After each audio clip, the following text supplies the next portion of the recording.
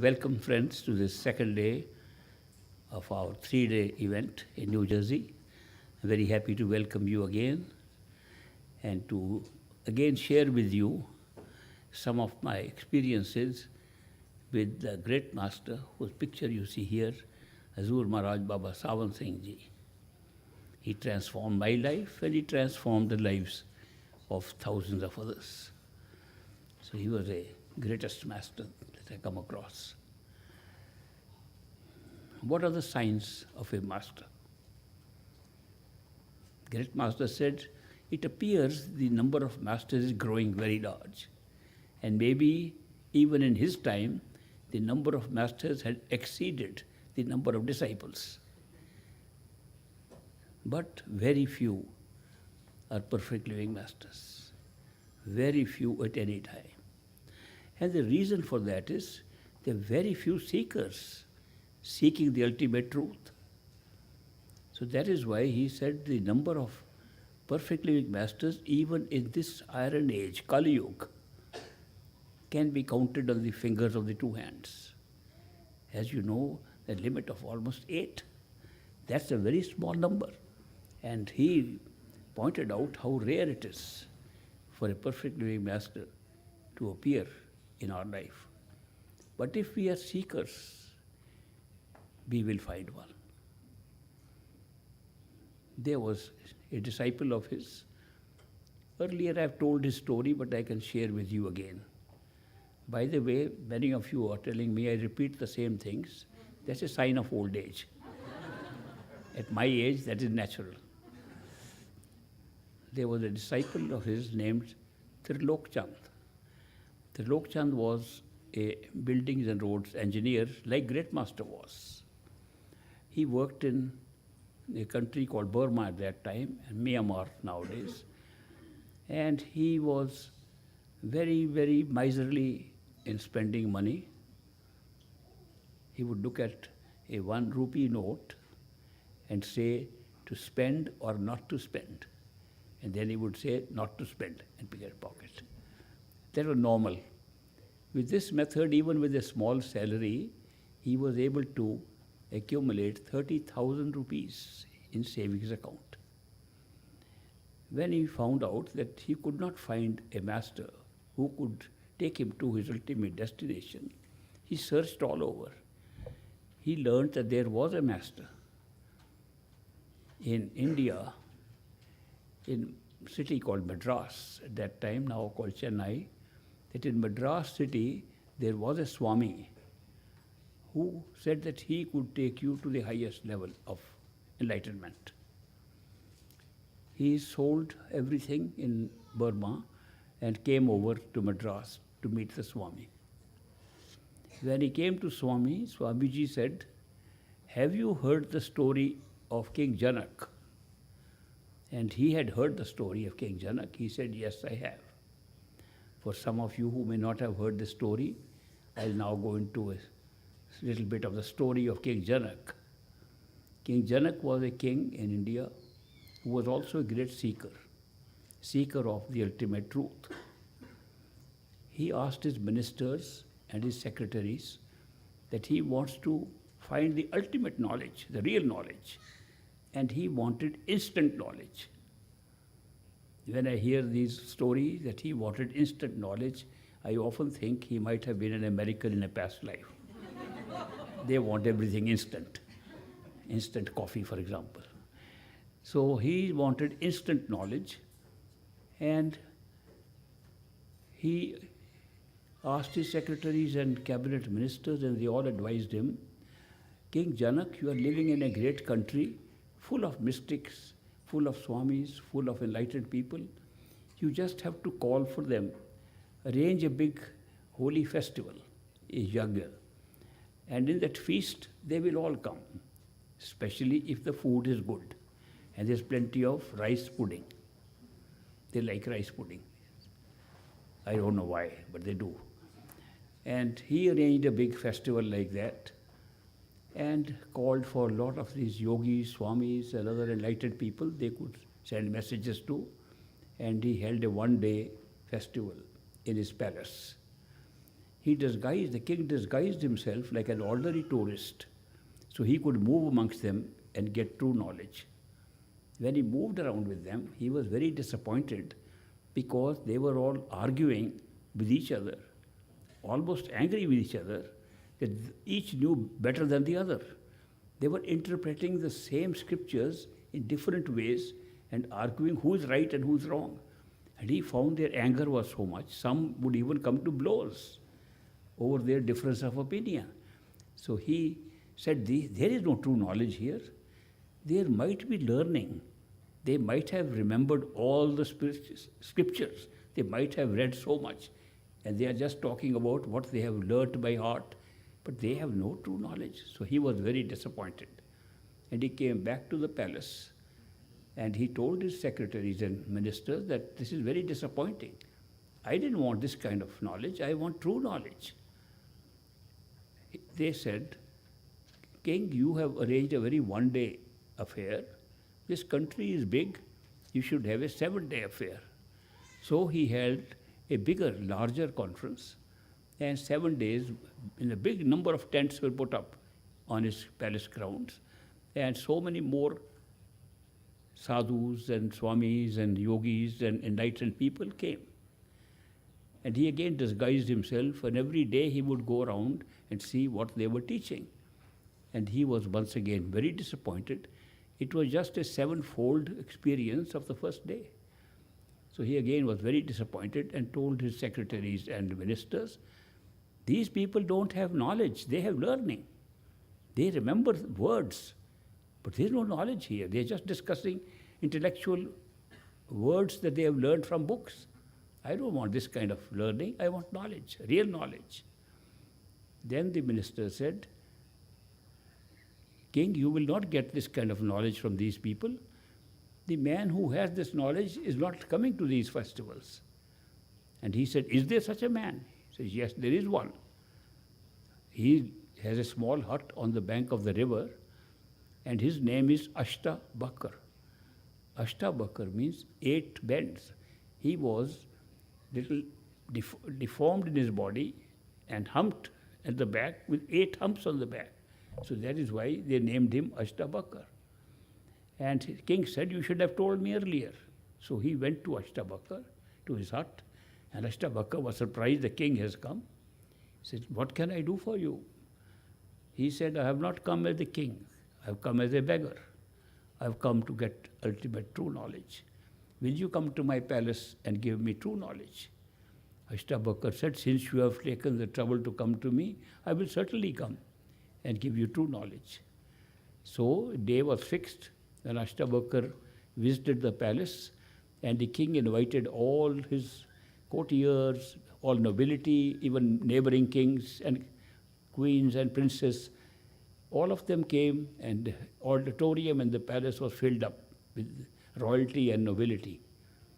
As Ashtabakar entered along with 5 or 6 or 7 of his disciples, they took off their shoes at the door to the entrance, which was customary for these people to take off their shoes before entering a place of knowledge. When he came up, the king had placed 2 chairs on the stage, on the dais, and he had 1 chair for himself and 1 for the master. So they sat down, and as they were walking, the people saw that this man was a deformed person. And what kind of knowledge can he give us? So there was a murmuring going on in the audience that this fellow, look at his body, he is a deformed person coming to give us some knowledge.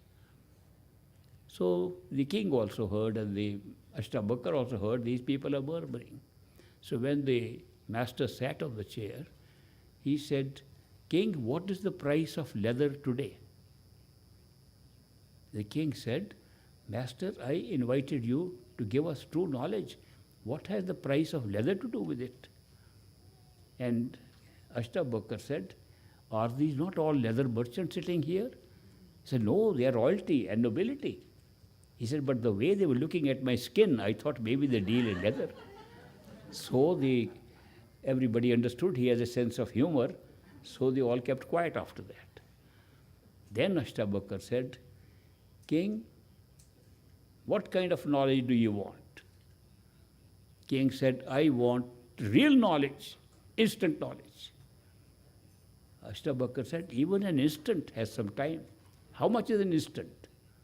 He said, an instant is when I go out horse riding, from the time I put my foot in the stirrup and jump on the saddle, that's an instant. He said, that kind of knowledge, you have to pay a price. And the king said, I am willing to pay any price. My entire treasury and coffer is open to you. You name your price and I'll pay you. Ashtabakar said, I want 3 things. King said, you can have 10, 20, whatever you want.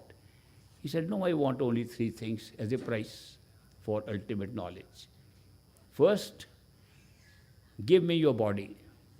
Second, give me your wealth. Third, give me your mind. If you can give me these 3, I will give you ultimate knowledge. It was a very strange price tag, but the king was really a great seeker. Therefore, he readily agreed. He says, Master, my body is yours. All my wealth is yours. And my mind is yours. Ashtabakar said, are you sure you have given these to me? He said, yes, Master. He said, all right, let's start with the body. Your body is mine. I can place it wherever I like. Please get up from this chair and walk up to my shoes I left at the door and sit on my shoes. It was a very strange order, but the king said, I have given the body to the master. I have to obey him. So he got up and walked toward the door. As he was walking, again there was big murmuring. What kind of education is this? We were invited to hear this silly story of a king going and sitting on shoes. What kind of knowledge is this? They were all talking like this. The king said, these people don't know what I am looking for. They think I am such a wealthy king, I have so much wealth, and I am now going to sit on shoes. That's what they're thinking. When this thought came to him, Ashtabakar shouted from the stage, King, you have no business to think of the wealth, you already given it to me. So, my God, I forgot I had given the wealth to this man. What am I thinking? Ashtabakar again shouted, you can't even think what you gave or not gave, you gave on your mind to me. And the king held his hands on his head. I can't even think now. And at that moment, he got enlightened. And Ashtabakar said, you need not go to the shoes, come back. So he came back, he said, sit down, tell me, did you get true knowledge? He said, yes, I did. Did it take any time? He said, it was less than an instant. He said, any questions? He said, no. The knowledge was complete in an instant. He said, now look, this was a sample. Now I'll tell you how to meditate. And if you meditate regularly, after 20 years, you will get the same knowledge again. Because meditation is a very slow process. You came at a very special time. And I wanted to show you that the whole knowledge is lying inside you if you can surrender these 3 things. You can surrender your body, surrender your wealth, surrender your mind, you get instant knowledge. I don't need your mind. I am having a problem with my own, Ashtabakar said. I don't need your wealth. I'm happy where I am. And certainly I don't need your body. I have my own karma and I am living according to that. So take these back. But from today, think they belong to Ashtabakar. If you can even have this thought that this body I am using belongs to Ashtabakar, I should not do anything which will displease him. This wealth belongs to him. I must use wisely. It belongs to the master. I must think rightly in my mind because the mind belongs to the master. You still benefit and get the true knowledge. So this was the story of King Janak and Ashtabakar. So the Swamiji told in Madras city to the Lokchand, have you heard this story? He said, yes, master, I have. He said, I work on the same principle. I also work on the same principle. Give me your body, give me your mind, give me your wealth, and I'll give you true knowledge. And the Lokchand was so keen to get true knowledge that he said, Master, all 3 of these are yours. I'll follow the example of King Janak. He said, let's start with wealth first. How much do you have? He said, I have saved 30,000 rupees over my whole career in this service. He said, transfer that to my account. I have to start building a temple. And now imagine a man who was worried about 1 rupee being transferred the whole 30,000 rupees to the account of the master. He said, now comes the turn of the body. Body being mine, you have to make a sacrifice. Like I made a sacrifice, the Swami said, to my master. The sacrifice was that in order to do the meditation, according to my instructions, a special way of doing pranayam, breathing exercise, in which you must take one breath from one nostril and second breath from second nostril alternately. And to do that, you cannot use your fingers, because fingers are outside and truth lies inside. Therefore, you have to do it internally by twisting your tongue back. And since the tongue is attached to the tendons, you have to get it cut. And he said, see, I got mine cut from my master, and he took his tongue out like a snake's tongue. And he said, I turn it around, and from internally, I breathe with one nostril on one side and the other alternately. It was a terrible torture, and he said, I will not make an easy surgery. I'll rub it, not only with sandpaper, I will use some very strong nettle rash, it's called bichubuti in India. It is like a scorpion.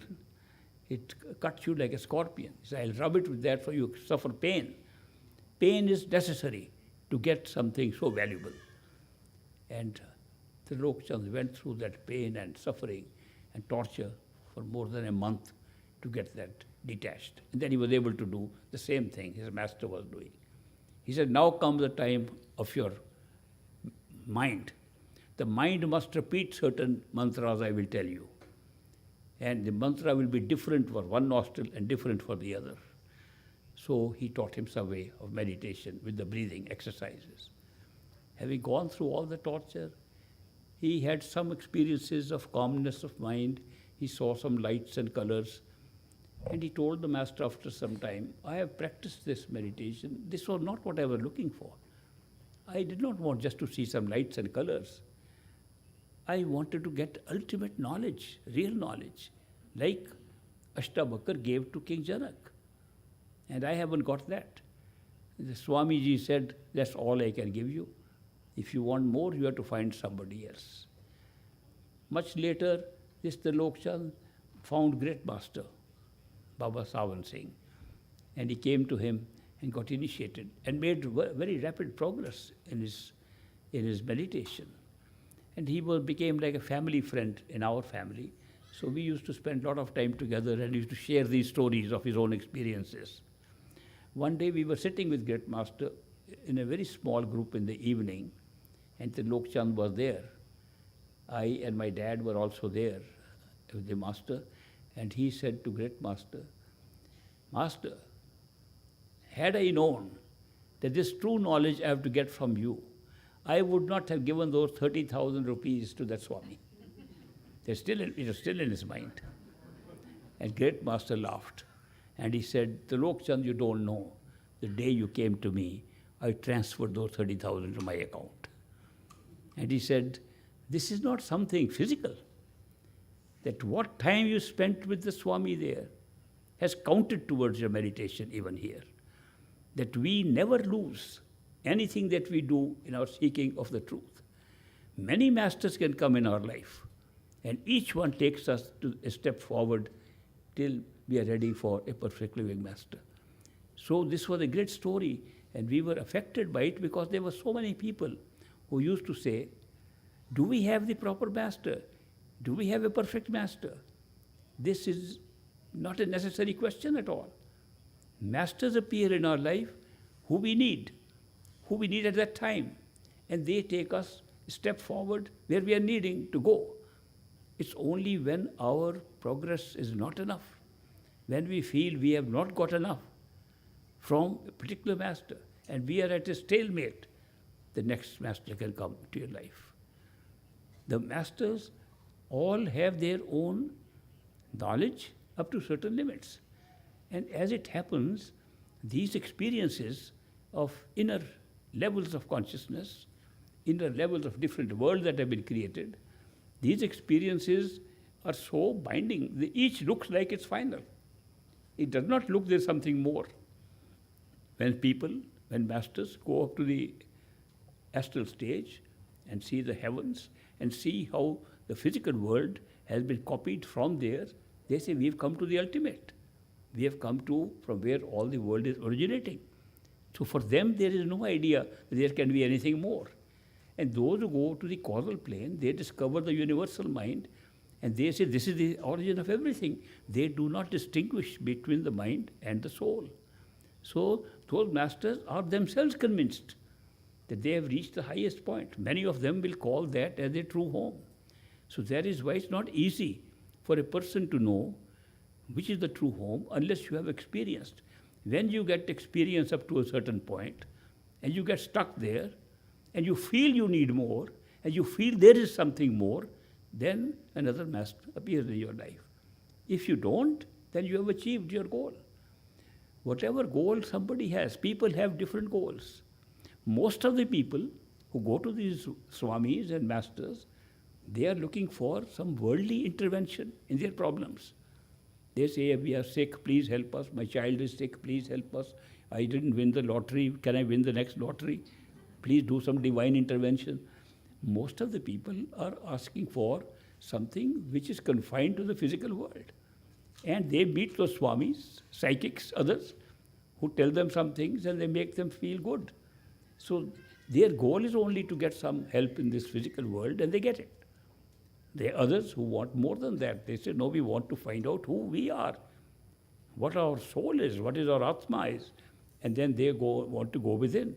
When they are given an internal experience, they feel out-of-body experiences, they feel very good. There are so many yogis and swamis who are teaching us that the whole area of experience lies in the 6 centers of the energy centers below the eyes and up to the eyes. And maybe there's one that's at the top of the crown chakra, at the top. They are confining themselves to the physical body and the different energy centers which is controlling this physical experience, which is controlling all physical experiences. There is a very big difference between energy centers and centers of awareness. And they are not aware of it. So that is why they think energy is everything. They say ultimately it's all vibration. It's all some kind of frequency. They are talking of physical energy, they're talking of physical terms and think it's the highest spirituality. You can't blame them because that's their experience. And that ends their experience. When you get that, you feel that is it. There's nothing more. It's only those souls, those seekers, who say this is not what we want more than that, that another master appears in their life. It is only those who say we want to go to our ultimate home. We want to go and merge where we belong to ultimately, that they find a perfect living master. And that is why, since the number of seekers of that kind is limited, the number of masters are also limited. And that is why there are very few masters of that type, because there are very few seekers of that kind. But many seekers go to masters and they are expecting every master to be doing the same thing. All the masters don't do the same thing. They do what is our own internal goals as seekers. They provide what we seek. There is a philosophy called The Secret. There's a book published called The Secret, which says there's a law of attraction. And whatever you are seeking or thinking, you get that. And those people who wrote it, the book, The Secret, and who made a movie out of it, they said, we sought to make $1 million, we made it. They did with writing the book. And the book sold very well. And now other people are trying the same method, they don't make anything. So they wonder, where's the secret missing in us? The secret is missing because they miss out some parts of the secret. One of the parts is, and I've read the book, one of the parts is that not only must you think what you want to get, you should believe that you already got it. And this is part of that. The law of attraction works. You have to have full faith and belief you got it. The mind doesn't do that. The mind says, yes, I have belief. I hope it will happen. That's how the mind thinks. So that is why the truth is, if you are seeking anything with conviction, you will get it. That's the truth, whether it's physical or astral or causal or ultimate. So that is why I emphasize the importance of seeking. That seeking is the secret, seeking with conviction, seeking with faith. Now, what is faith? Faith has been defined very differently at different times. So most of the people say, this is my faith, means this is my religion. And in that, there's going to be total blind faith. We belong to religion. How did we belong it? Because we were born with two parents who believed in that. We grew up with that. We are confined to that. We think moving out of it will be some great sin we'll be committing. So we are tied down to a belief system which we have no experience. It's all blind faith. But we have to tie down because we are told by creating fear in us that if you don't follow, hell will come to you. Now, the religions are surviving, mostly out of creating some kind of a panic or fear. If you don't follow and go somewhere else, you lose everything. You'll go to hell. This whole thing is going on with blind faith. That's also called faith. That's my faith. So, but actual faith is when you have no doubt. To have a faith where you have no doubt is very rare. Because people, even when they have access to religion, they go there, they have some doubts whether things are really happening. And seekers who want more than merely accepting what is being told to them always have a doubt about what are they being taught if they don't have experience. That is why great master's teaching was, do not have any kind of blind faith at all. Blind faith is not spiritual. It could be religion, but not spiritual. If you want to be advanced in spirituality, you must be getting real faith through experience, personal experience, not somebody else's experience. Religion is based upon somebody else's experience, not your own. Whereas spirituality requires that you have your own experience. And believe as much as you experience, not more than that. If you don't have more experience, don't deny that it doesn't exist. Because you don't have it, it doesn't exist. Say, I haven't had it. When I have it, I'll believe that also. That is why this step-by-step growth of experience and faith. Faith based upon growth of experience. Against blind faith, I would say one should have a living faith. All living things grow. And faith grows with experience if it's a living faith. As you have more experience, now experience can be of two types. An external experience and internal experience. We sometimes emphasize one more than the other. Sometimes we say, oh, my life has changed since I met this master. Things are turning out. I can know master's hand in everything, but I don't have anything inside. I don't see anything inside. So maybe I can't believe anything. Remember that inside and outside are no different. Outside is being projected from inside. And sometimes you get the experience outside, sometimes you get the experience inside. It depends on the personality of the person and whether you are introspective or you are exposed to outside. It all depends. So therefore, our individual personality creates those experiences. There are also some other reasons. Sometimes we don't get internal experiences, we get external experiences. The most famous story of that is a true story of my own master's master.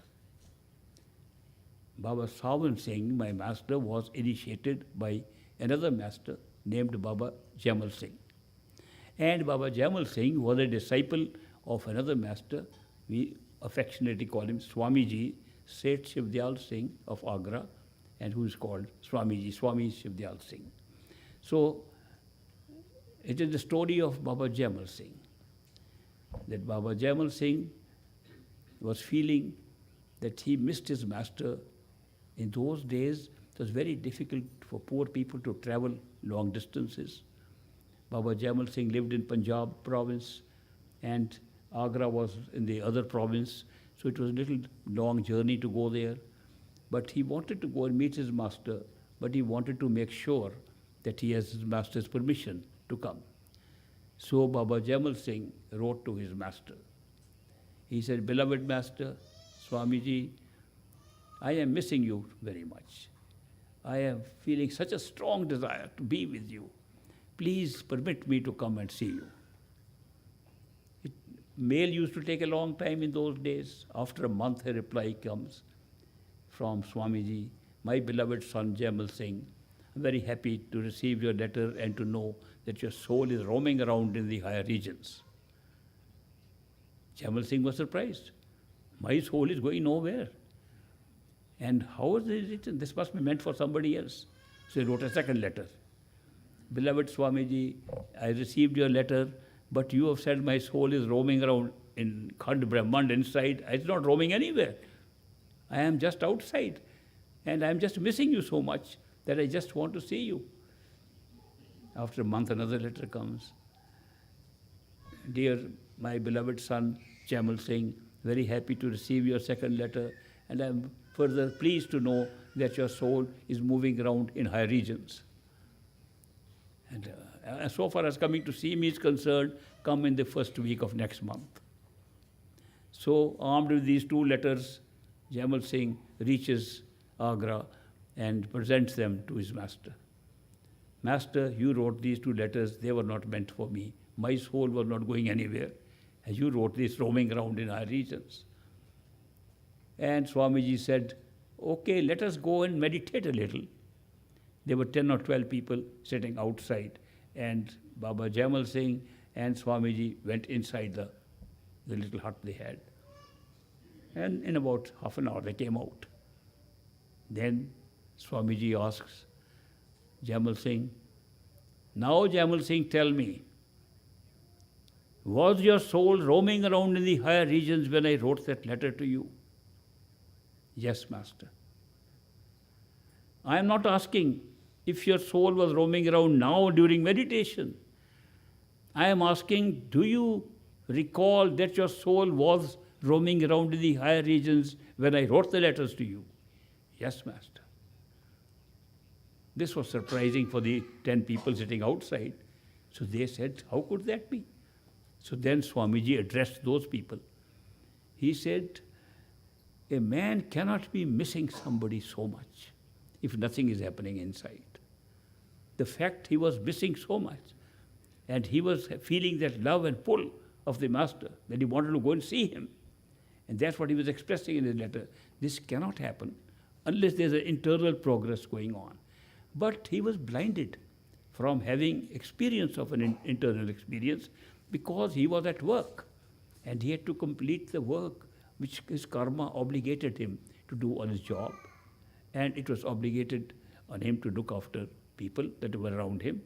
So masters often do that.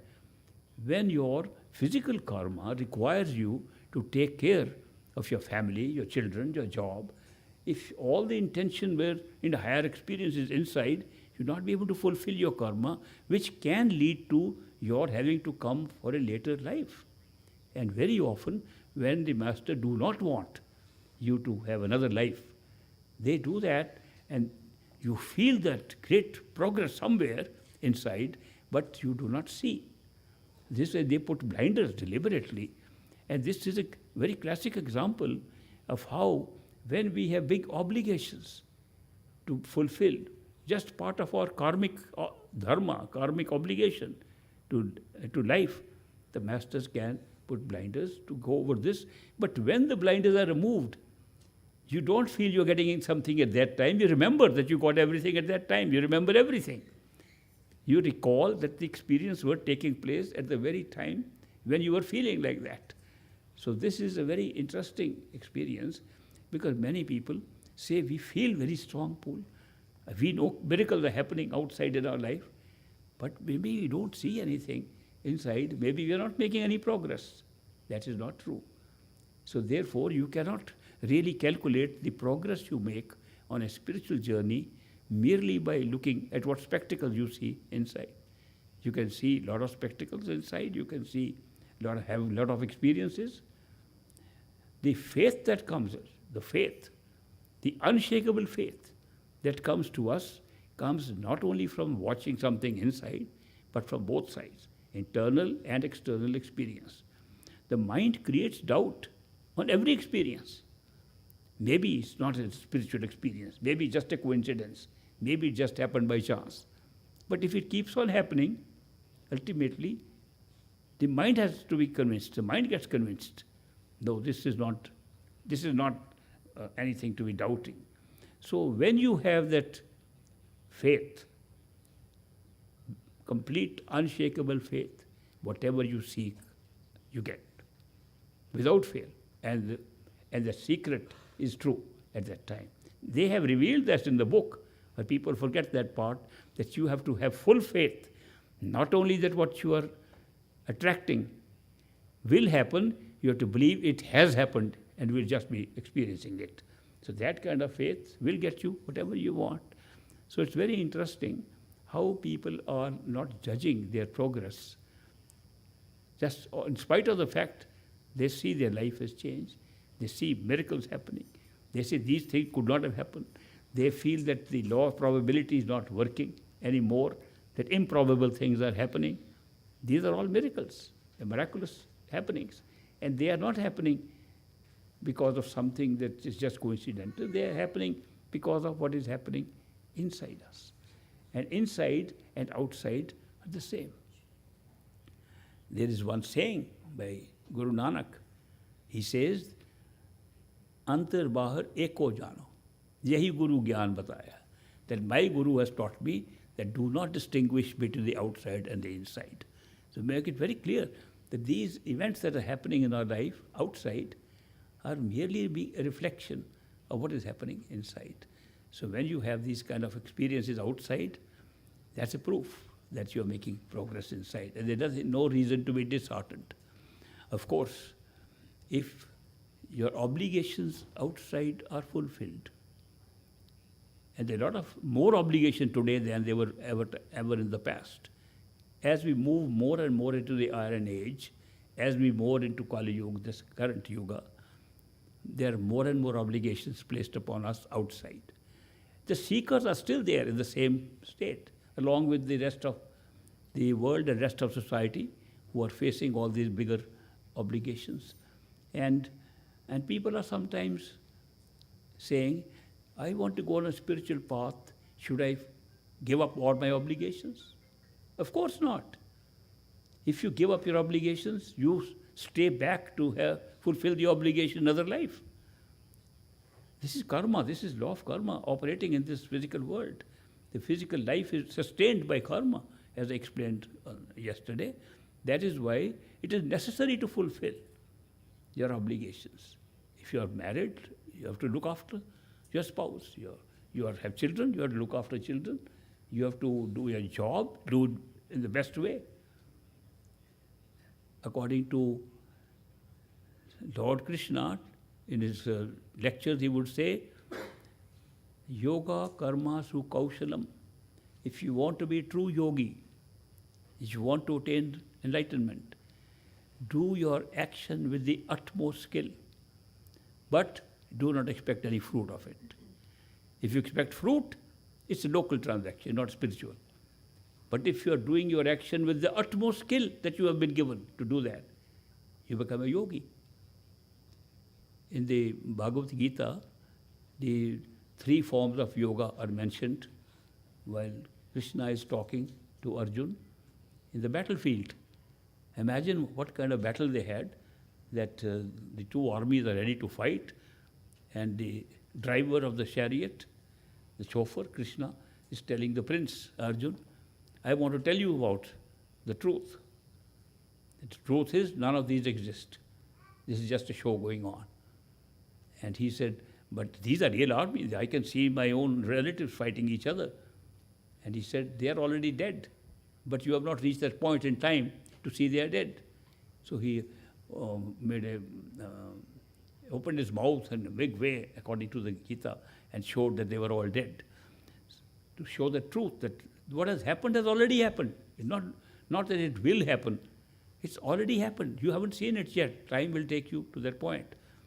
And then he says, but you can get enlightened during this period when you are having even the battle. And what are the three ways? He says, first is the skillful execution of your duty, your karma or your dharma, and without expecting the fruit thereof. So that is, your mind will not, we can be subdued if you don't expect fruits. But since we always say, I'm doing something good, I should get a reward. Since I'm doing something this, what am I going to get out of it? What is in it for me? It no longer becomes a yoga. But if you can do that, it's a yoga. Second, he says, is the Sankhya Yoga or Jnana Yoga. Distinct from Karma Yoga, the yoga of Jnana Yoga is learn more knowledge, acquire more knowledge. So read all the books you can and find out the limit of knowledge. When you find the mind cannot learn anything beyond that because what you are seeking is beyond time and space, beyond thoughts, you will automatically find that the mind has to be left behind and you become a yogi. He says, but the highest form of yoga to practice is the yoga called Bhakti Yoga, the yoga of love and devotion. If you have love and devotion, that comes from beyond the mind anyway. So that is why it can pull you beyond the mind. So he describes these three methods of attaining the yogic state to be a yoga. The yogi means one who has union with the truth, ultimate truth. So these are great stories written for us so that we can understand that there are many ways to approach it. So we cannot always say that in a particular order, if I have those experiences, I am making progress, or I am not making progress. You can be performing your spiritual actions in many ways in life and doing your duty as has been understood by you. Karma creates duties. They say there is karma and dharma. Dharma is how you should cope up with the karma. Karma is of three kinds. And it's important, knowledge about karma is important because it is constituting our life. If you don't have any karma, you can't be here. Some people ask me, is my karma over? I said, no, you are alive. If you are alive, you still have karma. When karma is over, you die. And even then you carry your karma to the next life. So karma is what is holding us in our physical bodies, and that is why we welcome it. We welcome karma. There was an American disciple of great master. His name was Julian Johnson, Dr. Julian Johnson.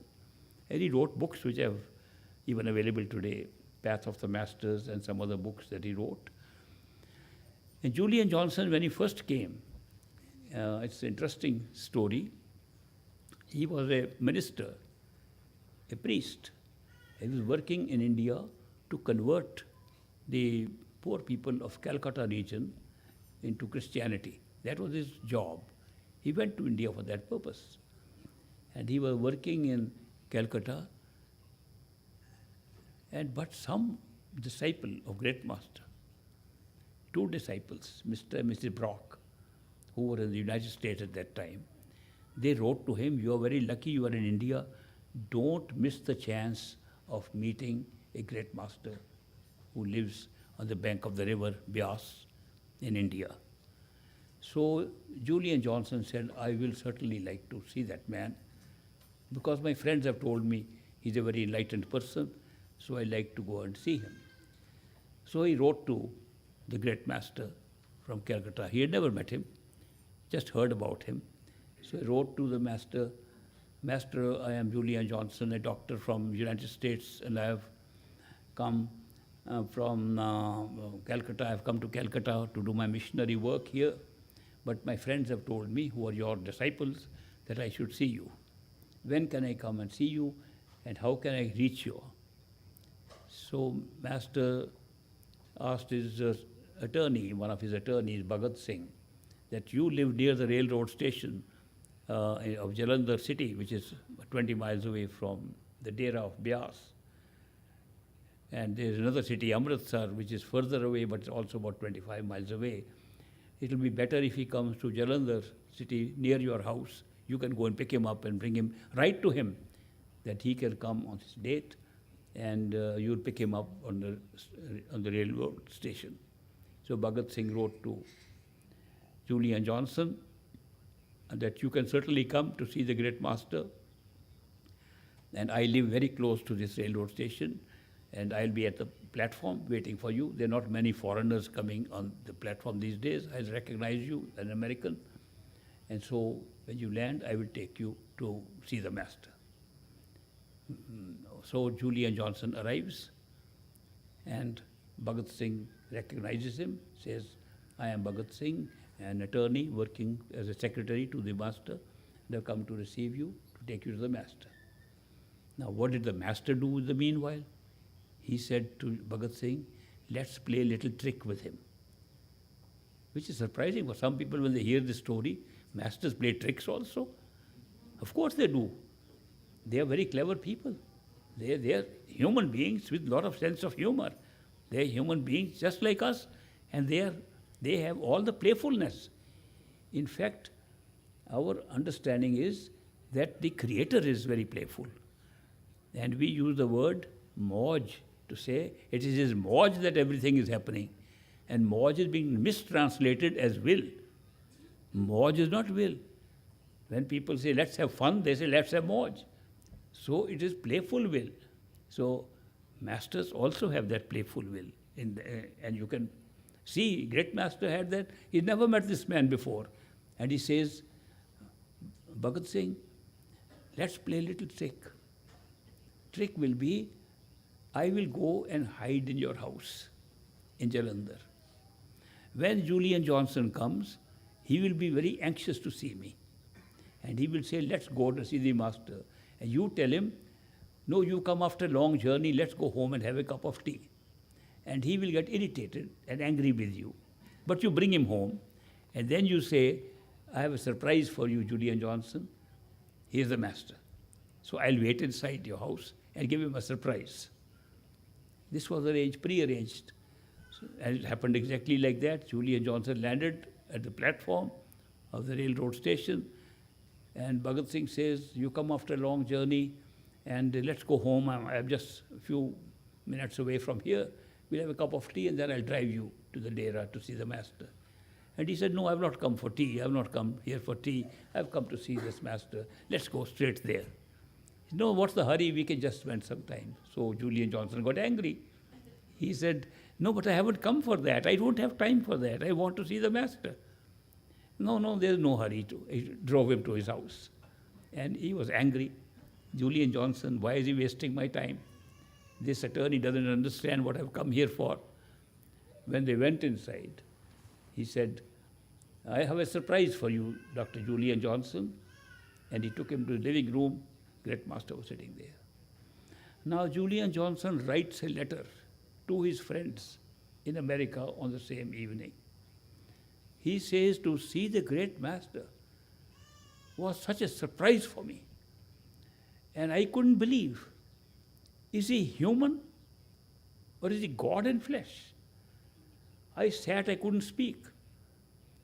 I was looking at him. And I said, Master, you came all the way to see me here?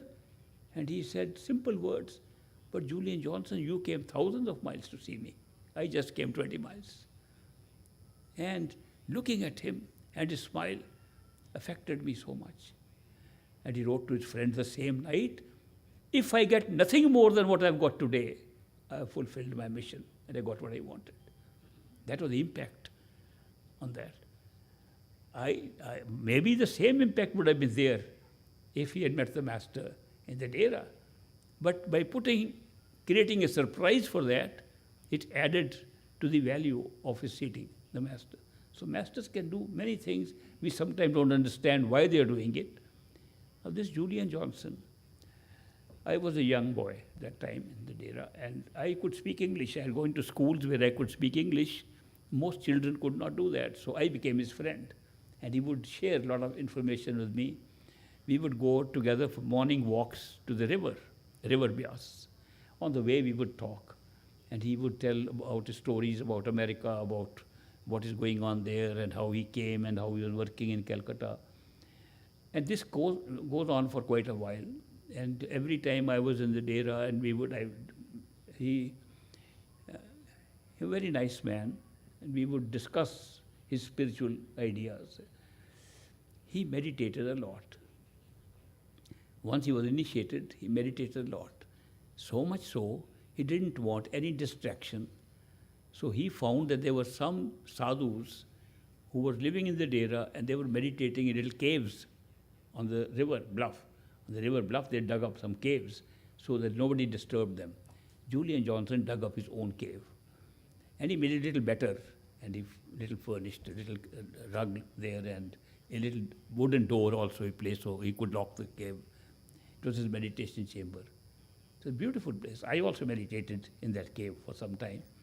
So I remember we used to walk up to the river, and he used to go to Great Master. Master, my friend in America is having a lot of trouble, and there's a problem with his wife, problem with this thing. Can you do some divine intervention? And Great Master would say, okay, I'll talk to my master and see if he can help. After a couple of years, 2-3 years, I was walking with him, and he said, do you know what a mistake I have been making? I have been telling Master to intervene in the karma of these people, and now I realize karma is not a bad thing. Good and bad karma, both are good, because that is what the balance is which is creating our human life. And I don't think I am doing the right thing. We have been given on a platter a karma in which we can meet the Master. And I'm trying to interfere with that. That's not good. These words have not left me till today. Because we always evaluated karma as good and bad, and said, no, you should have good karma, you should have bad karma, poor fellow, bad karma. We didn't realize that both of them are necessary to create a condition to give us a human body in the only way in which we can find a perfect living Master and go to our true home. It's a blessing. This was a very big, eye-opening thing for me, that we are intervening in karma. No, unless it's so heavy that one cannot even continue to follow the path. That's different.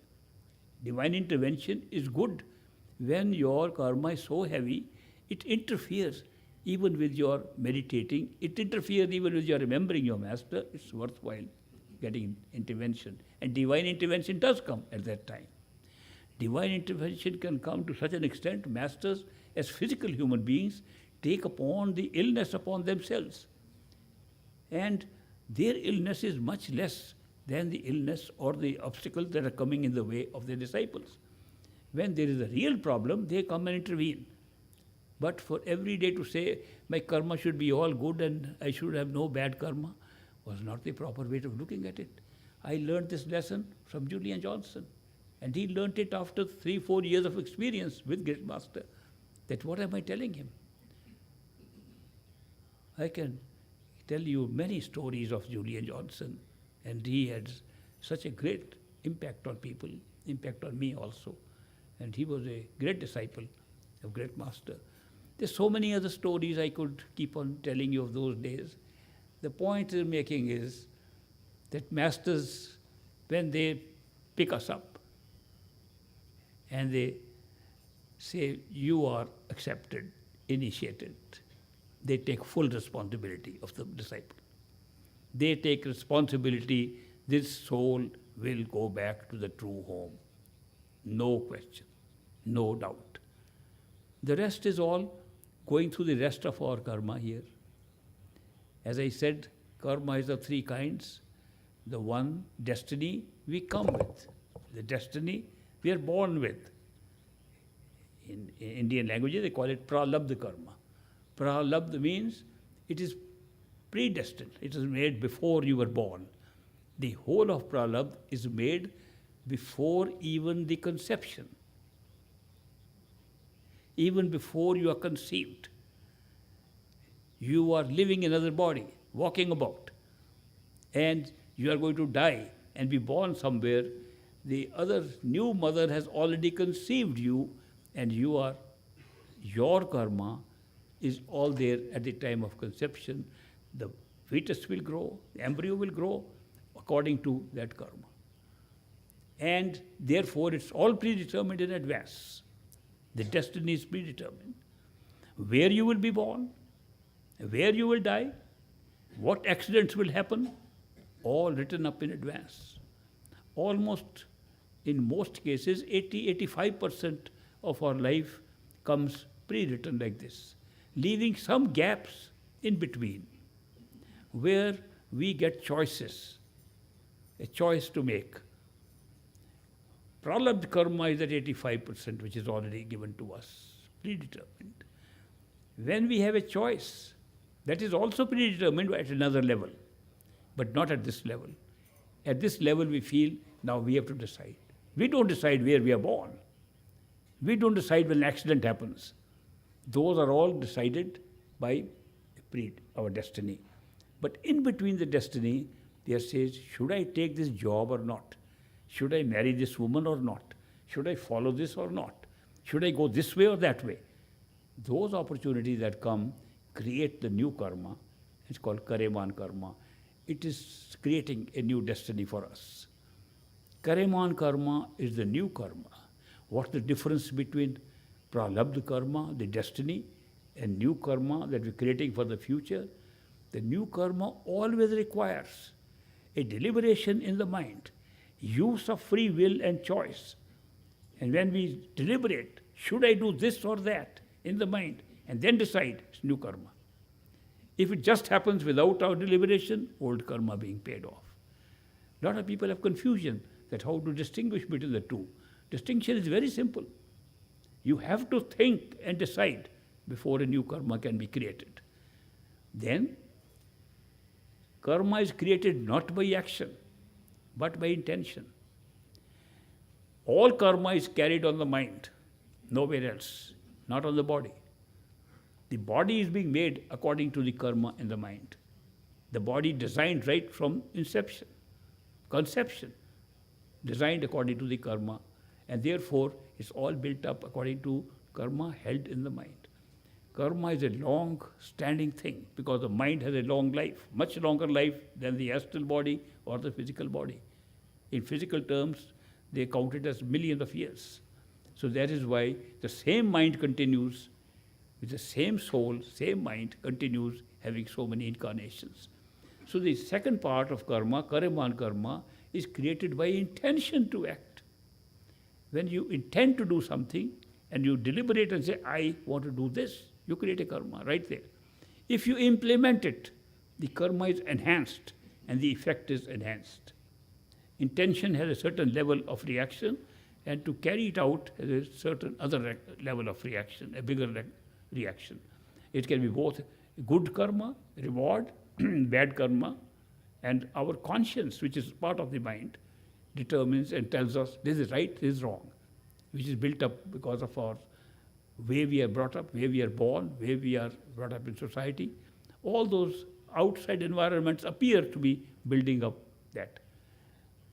The ultimate truth is different. The ultimate truth says that you're creating the society that builds up like that. So it's both ways. But since we sitting here don't know we create the universe, we have been placed in the universe as human beings, so we feel that our upbringing, our parents, our religion, all those have created our ethical notions. What is good, what is bad. Whatever it is stored in a part of the mind called conscience, not conscious, conscience, and that tells us all the time, this is wrong. Don't do it. But we do it anyway. And then we regret. Then we have a guilt about it. And that creates a negative reaction in karma. We create so much karma in one lifetime because of the karma being created by intention. If it is only action, would be very little. Because we have intention to do things and we don't do it, the karma is still being created. Therefore, Lot of it is created which can never be accommodated in one more life. That is why the spillover of extra karma goes into a reserve, also held in the mind. That reserved karma, we call it sinchit karma, and sinchit karma has grown so much in our lives that even if we had no karma created in one life, the sinchit is enough to create more lives for us. So it's a very big trap. It's a trap that can never let us go out of it. There is no way anybody can get out of here by good actions. You can get rewarded again and again. Rewards can come in the same system. Rewards can come in heavens. Rewards can come in the astral causal planes. And the punishments can come also there in the astral planes. So, but you don't get out of the system. It's a very tight kind of system and a very big prison. I do not know any prison that can hold us so tight as this one. There is no way to get out of it. And the mind that has been given to us thinks it's the final entity. I, the thinking I, is the self, is the soul. So many people, when I came to United States first time, and I was talking to some faculty members in the university, in Harvard University, where I was studying, and they were talking, the ancient concepts or the Indian concepts of self or mind or soul or whatever they call it, as if there was no difference between mind and soul. That's how they were talking. They were just thinking, oh, you mean a higher mind or lower mind, or they wouldn't go beyond it. So I realized that no knowledge at all. The living force is totally independent of the mind. Mind is a thinking machine. It's an accessory to the soul. Consciousness or life is different from the thinking machine. Mind can't do anything except thinking, rationalizing, using its own functions in a limited time space. Soul doesn't need that. The distinction was not known. And that is why so many people were just confined to that, and that they don't get out of the trap. There's no way to get out of this trap of the mind, trap of being within the three regions of physical, astral, causal, without some help, intervention from outside. People ask me simple question. You say God is within us. We are seekers of that God. Why do we need an agent to take us there? We don't need a master. God is inside. We can find God inside. Sure you can. How will you find God inside? With your mind. The question is being asked by the mind. The answer is being given by the mind. And the mind will say, this is God. Not only that, people have realized that God is at different levels. That who they thought was the creative power exists at every level. The same creative power as they call God, the ultimate creator. Whatever level you have achieved, you think that is the ultimate, and therefore that's what is God for you. That is why this trap is very heavy trap. I can't see how one can get out of it, except must be very lucky day when our seeking says, I want to go beyond my mind. I want to go to my true home beyond the mind, not this thinking mind, not the mind that's giving all the trouble to me. When those thoughts come, a very lucky day. And that's when a perfect living master appears in our life, and with his love, he pulls us. Right from here he starts. We start feeling it when we have had no experience, inner or outer. The love experience is the first one. And then that pull comes, and as we advance further, the pull comes inside and outside both. And when we can manifest the form of the master inside, when we see the radiant form of the master, our journey is over. On the spiritual path, a perfect living master takes full responsibility, 100% responsibility to take the soul back to its true home. It's not a partial thing. It's not a guide. Okay, I'll tell you the way, now you go. Not like that at all. And you do not travel alone. When you are initiated by a perfect living master, you travel with the master. The only part of the journey, when you appear to be alone, actually you're not alone even then, but you appear to be alone, is from here to third eye center and concentrating your attention there. I get a lot of emails. I want the radiant form of the Master, ASAP. I want it right now. Well, the radiant form is with you. Just go and see it. It's not going to come, it's there. If you have been initiated by a perfect living Master, it's there.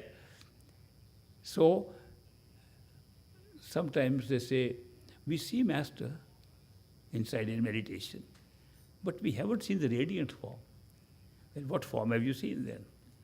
Why do we call it radiant form? People are sometimes thinking maybe light is coming out of that Master or something. That's not true. Radiant form only means that you can see the Master in utter darkness.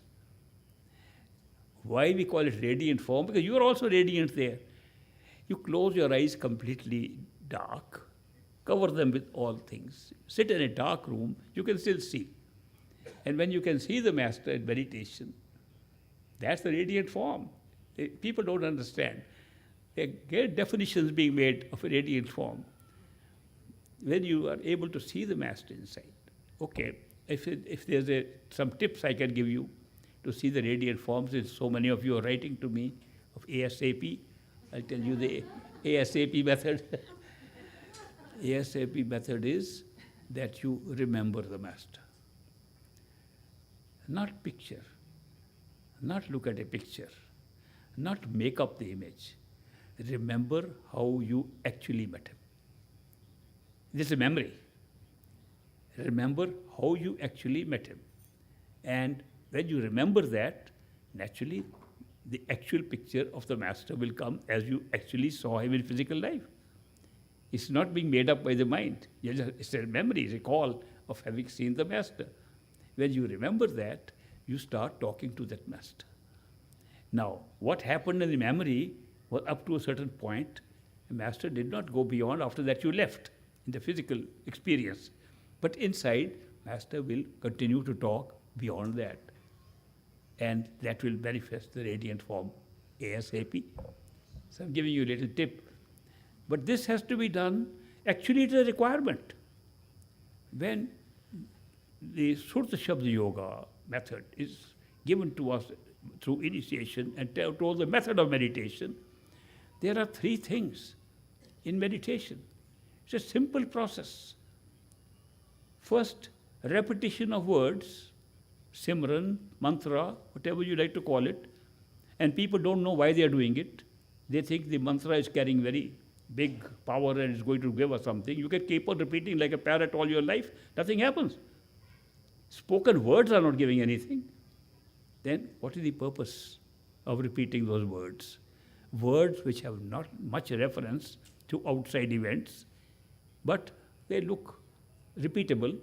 They're easy to repeat, but they have no much sense for us at this time.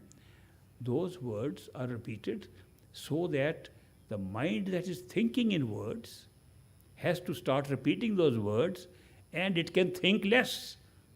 It's just a way of throwing the thinking words outside and pumping in the words of meditation, of Simran.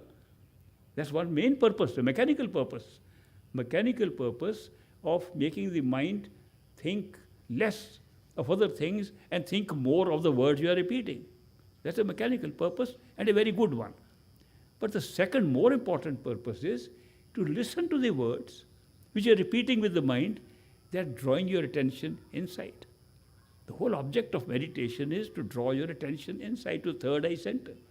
And you are repeating those words with the mind at the third eye center.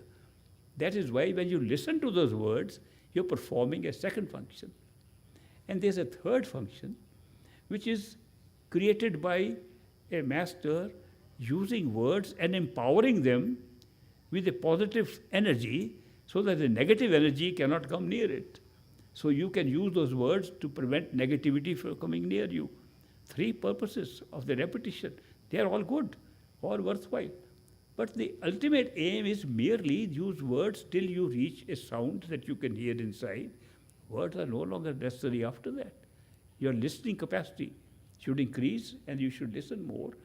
And when you reach those points, first part is called Simran, or repetition of words, just for these three purposes. Second part is listening. The soul listens Inner consciousness is built like that. The soul listens, the mind speaks. All thoughts that are spoken in the head are spoken by the mind. Soul doesn't speak, but soul listens. The capacity to see is called Nirat. The capacity to hear, listen, is called Surat. Nirat and Surat go together, and they can go even beyond in a non-physical, non-astral, non-causal way. So that is why some experiences have been described, which can be heard or seen, but not spoken. So the speaking is ending very quickly in our spiritual growth. So that is why the speaking is used only in the beginning. So when we use speaking as the repetition of words, first phase. When we listen to the music, first starting with the listening to the word, then listening to the inner music, the second part. Third part is dhyan, contemplation of the face of your master, which helps you to develop your love and devotion. So dhyan is equally important. In fact, according to me, it's more important if you are asking for radiant form ASAP. And then dhyan is number one. Now dhyan should be done not by figuring out a picture of a master, not by figuring out some holy figure, not looking at a picture to do it, but remembering the actual meeting with your master who initiated you. So if you can remember when you met him, it's just a memory. When the memory recalls that image in you, then you start talking, and even if it disappears, it reappears again. It all depends on how much attention you can pull at that time within yourself to third eye center, and you can have the experience of the radiant form of a master. So it's not that hard, like people think it's so hard to get it. It can be obtained by proper dhyan. And dhyan is contemplation of the face of a master. Now there's one good thing. When a perfect living master initiates us, the mind cannot make up his face. That's a very good thing to know, that the eyes and the forehead of a perfect living master cannot be made up by the mind, even by imagination, no matter how hard it tries. So when you see an image and you are not sure, is it my mind just making up an image or is it real? And you repeat those words, they have been empowered to cut off the face. And you will not be able to see the eyes and the forehead of a master at all. If you can see, it is the master. So there's a lot of safeguards provided to us, so we are not misled by the mind and thinking that we are meditating in the right way. So that is why it's important to use these devices given to us, that we can be sure that when we are seeing the eyes and the forehead and face of a master, it is the master. That is the radiant form. That is the form that you can talk to. And when that stabilizes, it will take you together. It will be a friend as good as a friend outside. That master, when you stabilize, it takes time. I must say, it takes a little while because our attention does not stay steady inside in the beginning. In practice, you can get this done.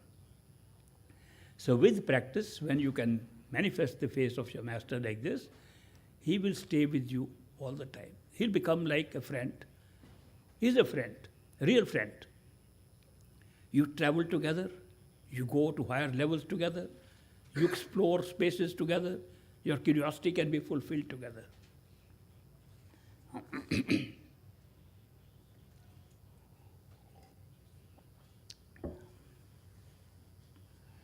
Use common sense in understanding these are not impossible things. Only we should know how to do it. If we know how to do it, and get guidance. You have questions, you must ask. If you haven't manifested the master inside, ask outside. We didn't have that facility in our time of emails and digital systems working. It took a long time to get answers to our questions. We had to go wait for some time. But nowadays, it's much easier. As the distractions increase, the facilities are also increasing. There are more distractions today. to getting back to the third eye center. The attention is drawn more to distractions outside than they were in the past. But there are more facilities available to get help also. So that is why use all the facilities you can. I'm very happy to share all these things with you from my experiences, and I hope they will be of some use to you. I know you are traveling the same path I am traveling. We are co-travelers. As co-travelers, somebody may be a little ahead, some may be a little behind, but we can help each other. So I am just sitting here sharing these things with you as co-travelers sitting on the spiritual path, and I hope some of these things I am sharing because of my age and long association with the great master, they'll be helpful to you. So thank you very much for your very patient listening, and I'll see you briefly in the afternoon at 3 o'clock. 3 o'clock today.